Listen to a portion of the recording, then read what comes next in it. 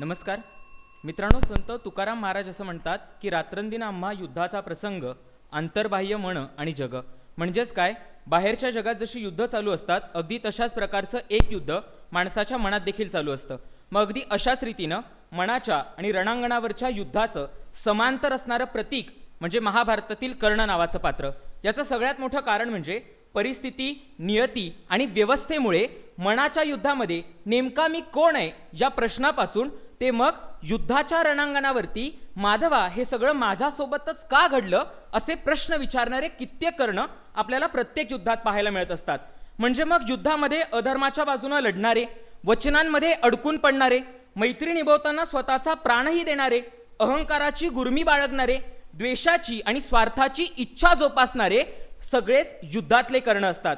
आणि अशा युद्धातल्या कर्णांबद्दल प्रबोधनकार ठाकरे त्यांच्या टाकलेलं पोर नावाच्या नाटकात असं लिहायला लागतात की कोणत्याही युद्धात अर्जुन होणं अवघड असतं आणि त्याहून कठीण असतं कृष्ण मिळणं.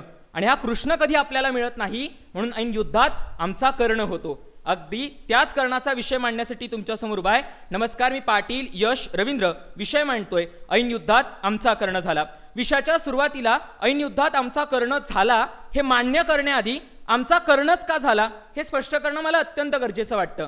म्हणजे काय, महाभारतामध्ये कर्ण एका बाजूला आपण विचार केला तर त्याचं कृष्ण, भीष्म किंवा अर्जुनासारखं दैवीकरण करण्यात आलेलं नाहीये, किंवा मग दुसऱ्या बाजूला दुर्योधन आणि शकुनी यांच्यासारखं क्रूर आणि कपटी या प्रतिमांमध्येही त्याला बसवण्यात आलेलं नाहीये. मुळात कर्ण हा तुमच्या आमच्या सर्वसामान्य माणसासारखा त्याच्यातील स्वभावांमुळे आणि गुणांमुळे भासत राहतो.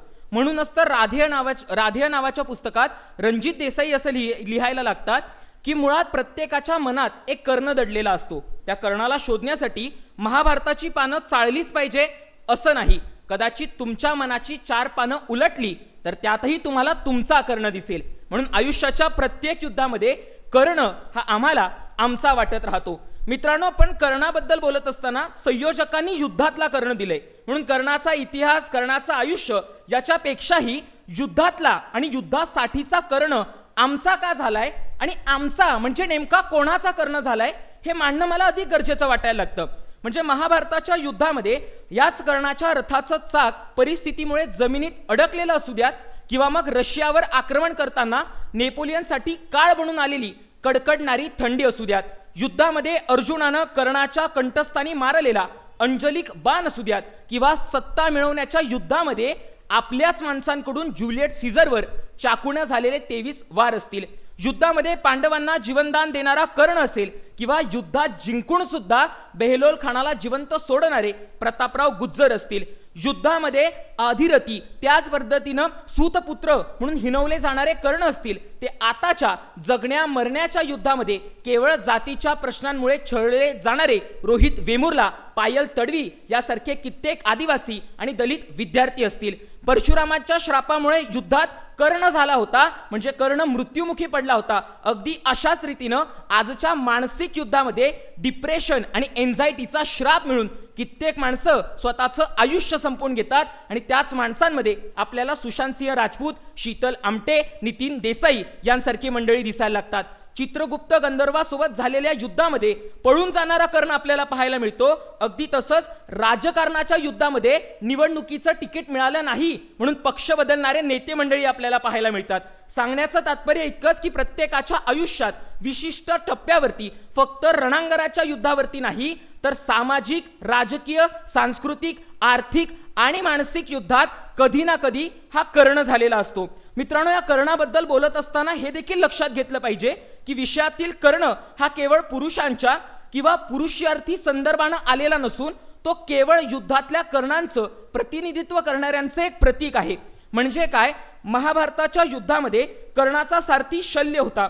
तो शल्य कर्णाच्या योग्यतेवर कायमच प्रश्नचिन्ह उपस्थित करत होता. अगदी अशाच रीतीनं आह साळुंके महाभारतातील स्त्रिया या त्यांच्या पुस्तकात असं लिहितात, अगदी शल्याप्रमाणे महिलांच्या आयुष्यातही अनेक रूढी, परंपरा, चालीरीती आणि विचारधारा या कुठेतरी त्यांच्या योग्यतेवर प्रश्नचिन्ह उपस्थित करताना आपल्याला पाहायला मिळत असतात. म्हणजे काय, समाजाविरुद्ध लढणाऱ्या युद्धामध्ये चिखल सहन करणाऱ्या सावित्रीबाईंपासून ते मग शिक्षण मिळवण्यासाठी युद्धामध्ये अंगावरती गोळ्या झेलणाऱ्या मलाला युसुफजाईपर्यंत, संसद भवनाच्या बाहेर व्यवस्थेविरुद्ध लढणाऱ्या आणि व्यवस्थेविरुद्ध तोंड देणाऱ्या कित्येक महिला खेळाडूंपासून ते आताच्या कालखंडामध्ये मग आपल्या महाराष्ट्रातील जात पंचायत असेल किंवा हरियाणातील स्त्रीभ्रूण हत्या असेल, यामध्ये कित्येक कर्ण अशा रीतीनं संपवले जात आहेत. मित्रांनो, एकंदरीत या विषयाचा शेवट करत असताना मला असं वाटायला लागतं की प्रत्येक युद्धात तुमचा कर्ण होणं हे गरजेचं नाहीये.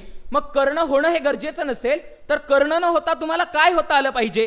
तर आयुष्याच्या अनेक युद्धांमध्ये खचलेल्या, हरलेल्या, पिचलेल्या कर्णांचा तुम्हाला युद्धातील कर्णधार होता आलं पाहिजे. म्हणजे अगदी अशाच रीतीनं जातीचा प्रश्न आडवा आला म्हणून कोणीच कर्ण बनणार नाही, यासाठी बाबासाहेब आंबेडकर नावाचा माणूस याच कर्णांचा कर्णधार झालेला आपल्याला पाहायला मिळतो. अनाथ आहेत म्हणून कोणाचा कर्ण होऊ नये, यासाठी हीच भूमिका मनात बाळगून सिंधुताई सपकाळ या अनेक अनाथ कर्णांच्या कर्णधार झालेल्या आपल्याला पाहायला मिळू लागतात. मला विषयाचा शेवट करताना इतकंच सांगायचं आहे, जर आपण युद्धात आपला कृष्ण शोधला तर आपला कधीच कर्ण होणार नाही, तो होऊ नये इतकाच माफक आशावाद. मनपूर्वक धन्यवाद.